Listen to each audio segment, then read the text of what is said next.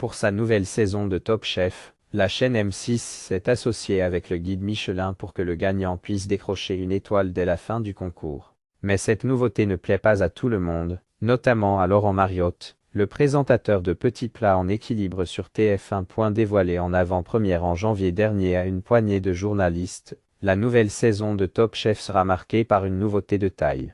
Depuis 15 ans, tous les espoirs de la gastronomie française s'inscrivent au concours en espérant devenir de futurs grands chefs de renom et décrocher une étoile au guide Michelin. Cette saison, le rêve peut devenir réalité, car Top Chef et le guide Michelin s'associent, et c'est historique, afin d'attribuer, ou non, une étoile au vainqueur de cette saison, a ainsi annoncé la chaîne lors de sa conférence de presse. Laurent Mariotte critique Top Chef 2025 M6. Si cette nouveauté a de quoi réjouir les candidats de cette saison 2025 de Top Chef, elle ne convainc pas Laurent Mariotte, le monsieur cuisine et gastronomie de TF1.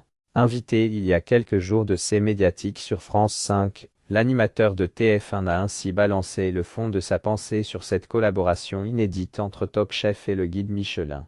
J'en pense que c'est un bon coup pour Top Chef et pour Michelin. Parce que Michelin a besoin de se rajeunir, on ne va pas se mentir, il y a un petit côté d'une image poussiéreuse. Attention, une étoile, ça ne se décroche pas en une émission de télé. Moi, les chefs cuisiniers qui se sont battus pour avoir des étoiles, c'est sur des années et des années, a ainsi souligné Laurent Mariotte. Le tacle de Laurent Mariotte au candidat de Top Chef sur sa lancée. Laurent Mariotte a aussi pointé du doigt les comportements de certains chefs ayant participé à l'émission de M6. Ça peut dévaloriser l'étoile et attention au miroir aux alouettes. Il faut le dire, parfois on voit des chefs qui se comportent un peu comme des starlets ensuite. Ce n'est pas ça le métier de cuisinier. C'est être au fourneau tous les jours, ce n'est pas simplement faire le beau devant les caméras, a-t-il regretté. Laurent Mariotte n'est pas le seul à s'interroger devant cette grande nouveauté de Top Chef. Michel Saran, qui a été juré du concours culinaire de M6, a lui aussi fait part de sa perplexité quant à la légitimité de mettre une étoile Michelin après un concours culinaire.